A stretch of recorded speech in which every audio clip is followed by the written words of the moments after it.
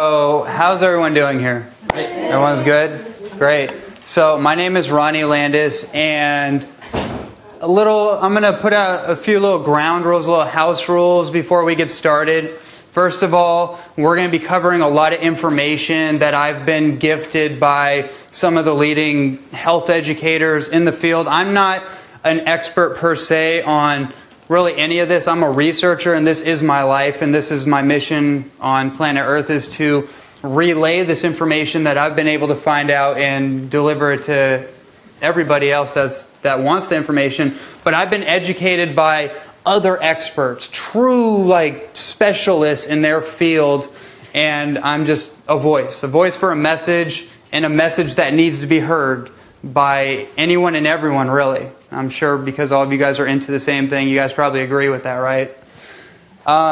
So a little background on myself, or the house rules first, is that, these are just seeds. We're just planting seeds. So if you guys have notes, write down some notes, but don't overwhelm yourself. When I used to go to success lectures and seminars, and I'd have to write down everything the person said, and then I would never go over those notes. So now what I do, bullet points, okay, that was interesting, great. I take one. If you can take one thing away from a talk or a seminar, golden. That's really all you need, because it's all about application. We want to learn and know everything, but what you can apply is really what makes the difference, right? Bruce Lee said, knowledge without application is useless.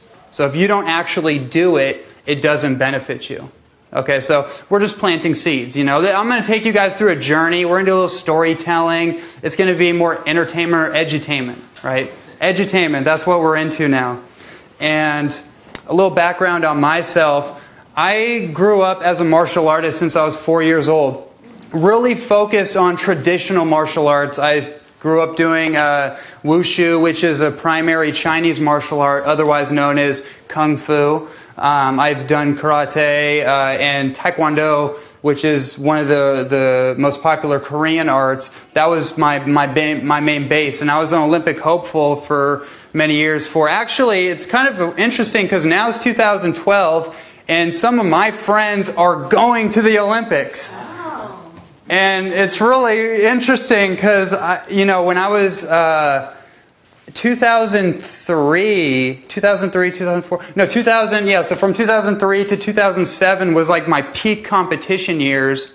And I remember fighting these guys, or competing with these guys, and now they're yeah, team trials and the Olympics. I'm okay, that's good. But the reason why I'm not there now is because my life took a detour, and a much needed detour, which led me to what I'm doing now, which is my actual calling.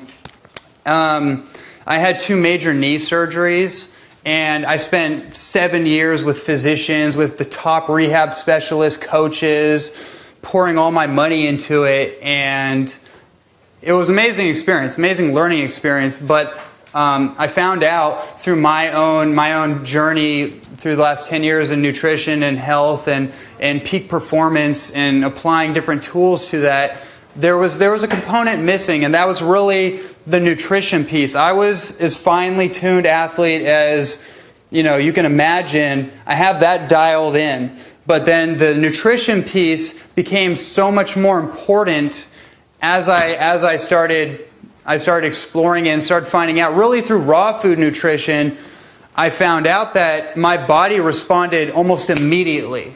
I've been into all the other, paradigms and kind of schools of thought when it comes to diet, but then I got into raw foods because I saw a video by who's now a really good friend of mine and my mentor, David Wolf, and he was up there harping about how much of a drug the shoe is. And as I was looking for my ankle was just bothering me, I'm okay, you know what, nothing's working. I need to go find something. I go online and I see this guy who's in a poncho, and he's got his little, his hair tied up, and he's barefoot, and he's going on about the shoe is the worst invention we ever made.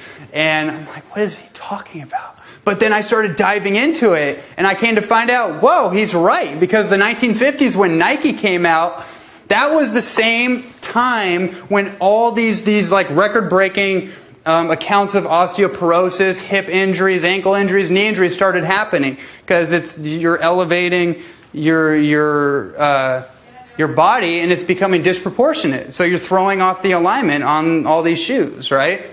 So I caught on to that and I started playing with barefoot running, got into grounding, got into raw foods, started healing myself. And then, but something hit me. I was like, there's something about this guy. He's just like, I didn't know anything about raw food, but I was like, I'm going to keep watching him. And then I saw this really inspiring video he did called Vision of Paradise. And from there, I was like, this whole download came to me. And I was like, whoa.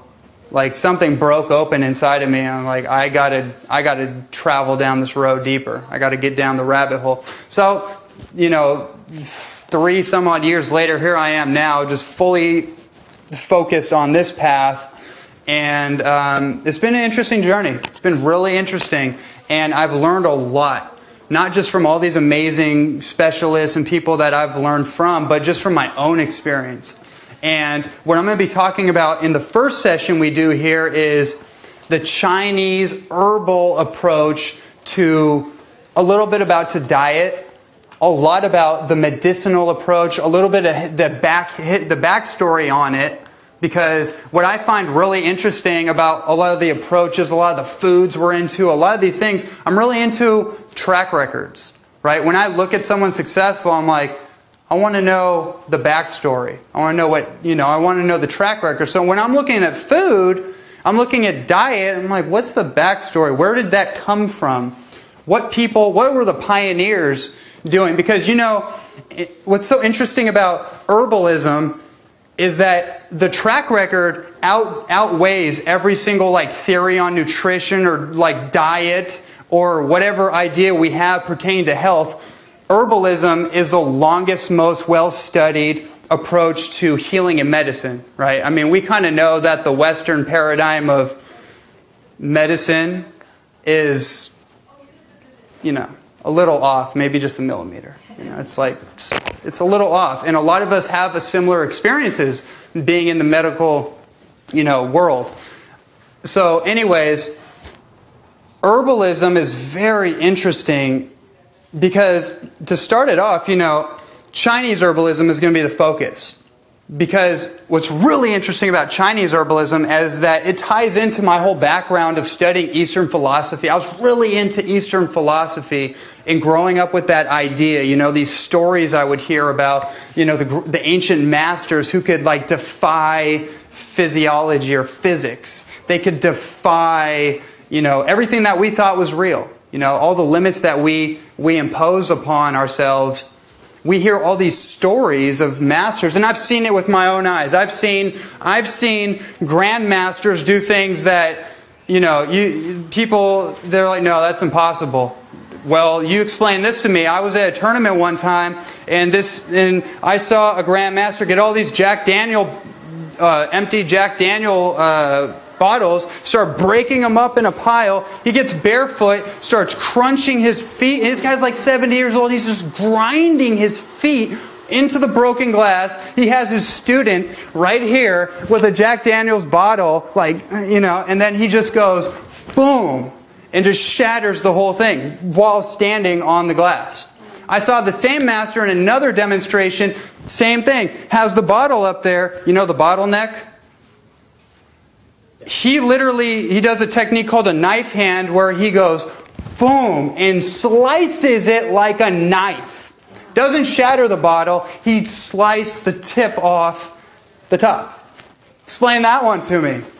And then from there, I've seen so many things, So I'm really about expansion. I'm really about kind of bending paradigms. So what I'm going to kind of throw out there is, as we approach diet and nutrition and kind of the raw religion of the raw food world, which I've been I know all those guys, and I have tremendous respect for the pioneers of this path and, this whole world. But I do understand that our world is changing. 2012 is a lot different than, the natural hygiene days. Our world's a little different than it used to be, right? So we have to kind of use ancient wisdom applied with technological innovations to make it applicable for everybody.